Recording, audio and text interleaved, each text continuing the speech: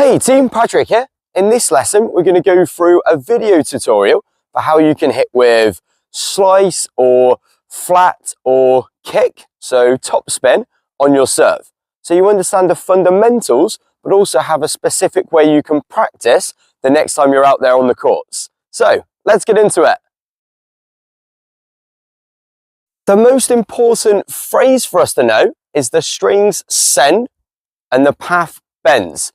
Meaning wherever your strings are facing at the moment of contact determines the direction of the ball and the path the racket is moving on, either through or past the ball, produces the different spin. And this is the same for all shots and not just the serve. It's also only a very small difference to the angle of the strings or the path the racket is traveling that will make a big difference to the flight of the ball. And when viewed in full speed or even in slow motion, each of these different serves could actually look very similar. Both the topspin and slice serves have a lateral swing path across and past the ball. But with the slice serve, the racket is more vertical, more straight up and down at contact. So the ball spins sideways. And on the topspin serve, the kick serve, the racket is positioned more to the side, more horizontal. So when I swing across the ball spins this way. It's somewhere between topspin and slice. It's like a 3/4 spin. It's going to be very difficult to produce pure topspin on a serve, like on a backhand, for example, as you'd need the racket at this angle at contact, and we can't really hit this position on the serve. With the racket horizontally to the side, for topspin, the path of the racket would be moving straight up. And if the ball were a clock face, it would be like from 6 o'clock to 12 o'clock on this clock face. For the topspin serve, the kick serve, we're going to be hitting more from 7 o'clock to 2 o'clock on this clock face.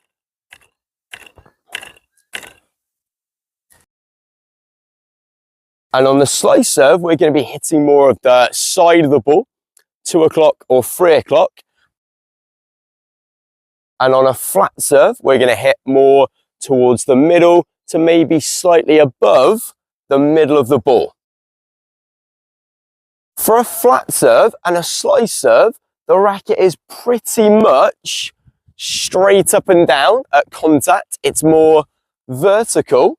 Now, yes, you will see the pros with a slight angle this way, even on a flat serve or a slice serve, due to the angle of their shoulders, the alignment of their shoulders, this tilt, as they have a shoulder over shoulder action. But that's something to look at another time. And keeping it simple for today, let's say the slice serve and the flat serve, the racket is vertical, and on the topspin serve, the kick serve, it's somewhere between vertical and horizontal, so at this angle at contact. So for the topspin serve, the kick serve, contact will be made on the opposite side of your head, and that's why the topspin serve is so difficult for players to learn. Now, on all serves, we should still be extending and reaching up. And there is a misconception that on the topspin serve, the kick serve, we should let the ball drop and hit with a bent arm. But this will just give us no power and we'll have to lift the ball up. So we still want to fully extend, and it's the position of the racket more horizontally to the side, which is why contact is not made at the very top like on a slice or a flat serve. Your body position is also going to be different, and on the slice and flat serve, at contact, your body is going to be facing more forwards towards your target, and on the topspin serve, you're going to stay more sideways to accommodate these different swing paths.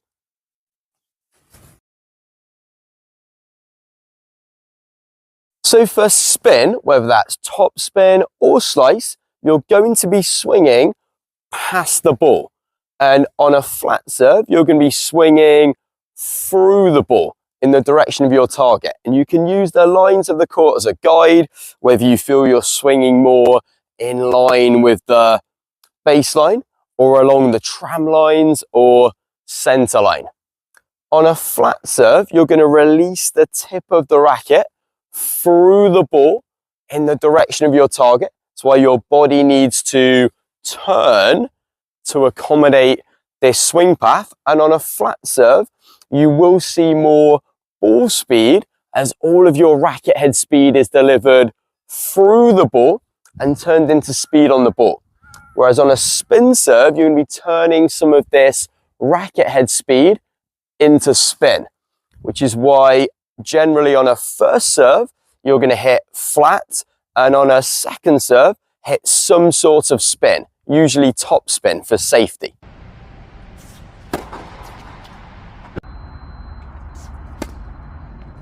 Now, I will say, having talked a lot about the angles of the racket face at contact, this is very difficult to feel as the contact is over so quickly.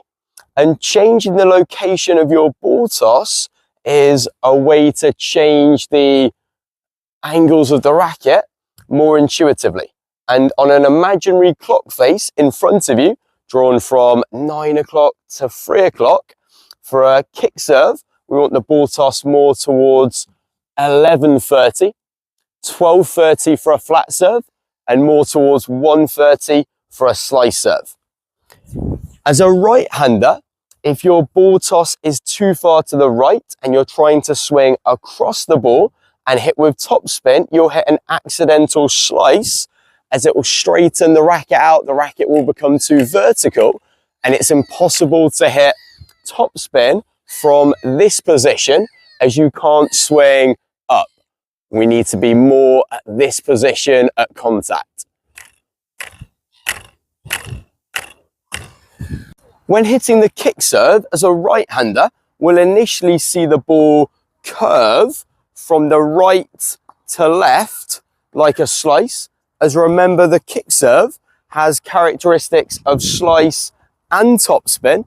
As I move my racket across the ball this way, but then it will straighten up after the bounce due to this forwards rotation on the ball.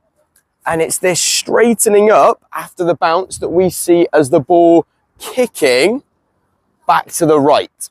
But it's a misconception that the kick serve always moves from the left to the right, and it might start off looking more like a slice.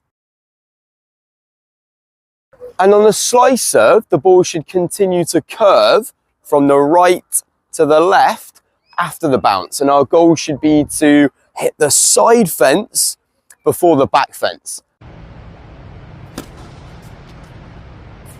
And on the flat serve, we shouldn't see any bend or curve, and the path the ball starts off on, it should hit the back fence on that same line. So you can hit either the slice, the flat, or the kick serve on both the deuce and the ad side.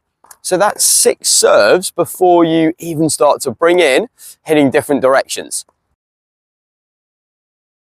And even though the slice serve is usually demonstrated on the deuce side as a right-hander and the kick on the ad side, it's not always the case. And the next time you go out and practice, have this purpose for which serve you're trying to hit, rather than just bashing balls, and watch how much more productive you'll be. So I hope this makes sense, and if this video helps, please leave it a like and a comment down below and subscribe to the channel, and I'll see you on court in the next one. Cheers, guys.